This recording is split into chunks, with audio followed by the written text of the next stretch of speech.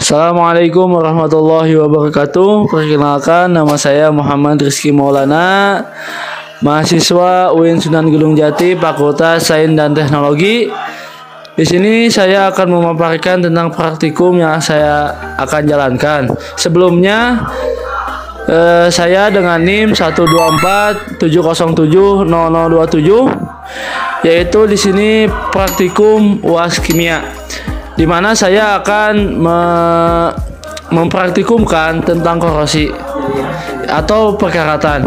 Adapun tujuan dari praktikum ini ialah menganalisis atau mengetahui faktor-faktor apa saja yang mempercepat korosi atau faktor-faktor apa saja yang menghambat korosi itu sendiri. Dan adapun prinsip dasarnya, korosi adalah perusakan pada zat-zat besi yang merupakan salah satu dari reaksi redoks yang menghasilkan senyawa-senyawa yang tidak diinginkan. Adapun contoh korosi itu sendiri terjadi pada pagar besi yang tidak dirawat karena kehujanan, keanginan, ataupun karena terkena panas matahari. Oleh karena itu, saya di sini ingin mempraktikkan itu sebagai salah satu reaksi kimia yang ada dan selalu kita temui di dunia ini. Langsung saja kita ke alat dan bahan terlebih dahulu. Di sini sudah disediakan alat dan bahan. Yang pertama ada penjepit. Yang kedua ada tisu. Yang ketiga ada air biasa. Ada minyak, kemudian ada minyak. Ada air cuka, ada air garam, dan ada kosong terbuka. Di sini saya dan ada satu alat lagi bahan yang terlewatkan, yaitu paku. Kemudian untuk teks prosedurnya, kita menyiapkan semua bahan, air, minyak, dan cuka dan sebagainya ke dalam wadah. Kemudian paku dimasukkan ke wadah tersebut seperti itu. Oke, kemudian kita lanjutkan dengan praktikum itu sendiri. Kita langsung saja, karena bahan sudah siap semua. Kita langsung masukkan pakunya ya. Kita masukkan pakunya ke dalam cairan-cairan ini.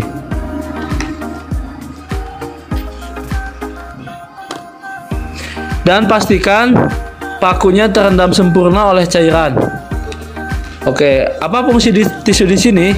Fungsi tisu di sini yaitu untuk nanti kita mengangkat paku tersebut agar tidak berlepotan kemana-mana ataupun ada hal yang tidak diinginkan dalam praktikum, contohnya air tumpah atau sebagainya. Oke, karena praktikum ini tidak bisa dilewatkan satu hari, maka kita tunggu hasilnya. Sekarang tanggal 4 Sabtu tanggal 14 pukul 7 malam. Nanti kita lihat hasilnya hari Rabu pukul 7 malam lagi. Terima kasih. Kita next saja langsung nanti ke hari ke-3 atau ke-4. Terima kasih.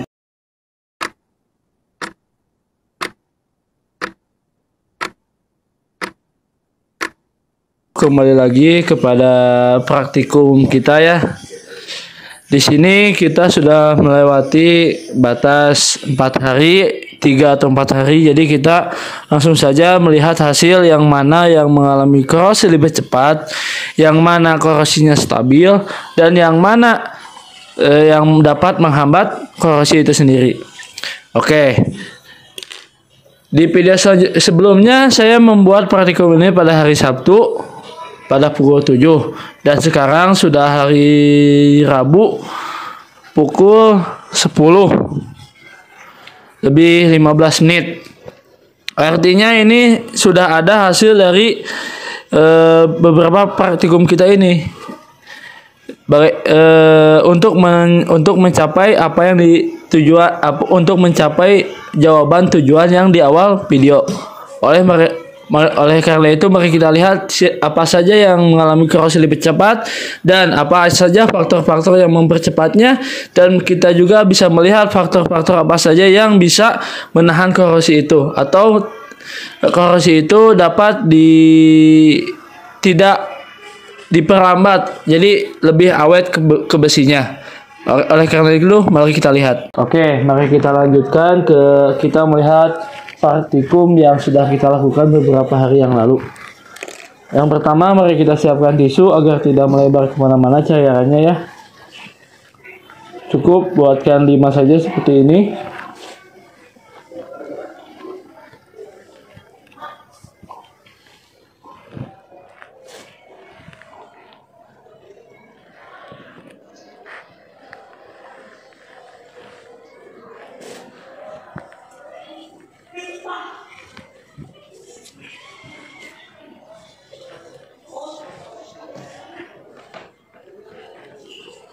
Oke, selanjutnya kita akan mengambil satu persatu sampel yang kita uji cobakan, kemudian kita bandingkan dengan beberapa reaksi redoks yang berbeda.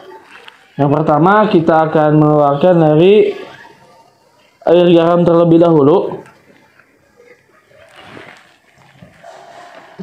Fungsi penjepit di sini agar tangan kita tidak kotor ya.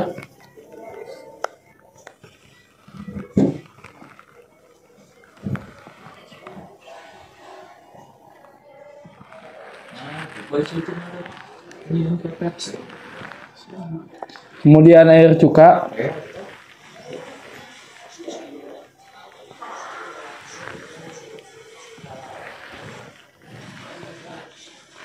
Kemudian ada minyak.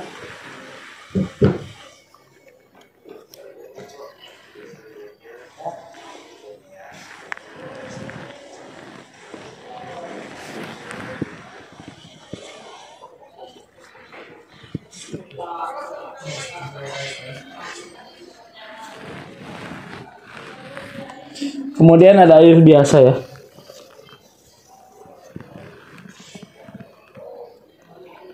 Kemudian ada paku yang tidak diisi apa-apa, jadi cuman udara kosong saja.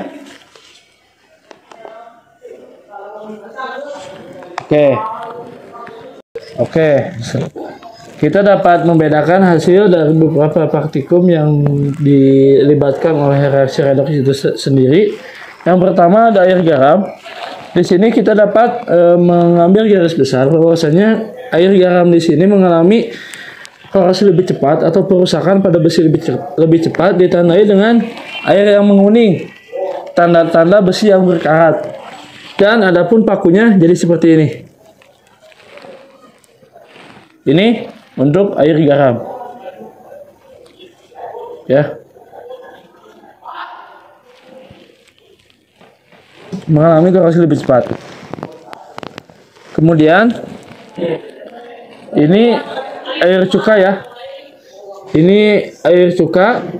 Di sini tidak ada perubahan sama sekali, yang artinya reaksi redoks di sini dapat dikendalikan oleh cuka itu sendiri. Jadi korosi atau perkaratannya itu dapat dihambat oleh cuka.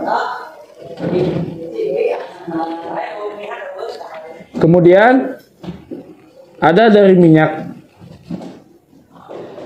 Dalam praktikum ini juga minyak merupakan salah satu penghambat terjadinya korosi, seperti halnya dalam penggunaan dalam cat. Makanya di dalam cat itu, makanya besi yang dilapisi oleh cat akan berkorosi lebih lama, jadi akan lebih awet. Begitu pula dengan minyak.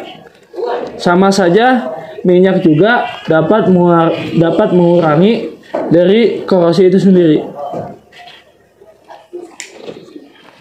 Kemudian di sini ada air biasa. Pada air biasa terdapat korosi yang sangat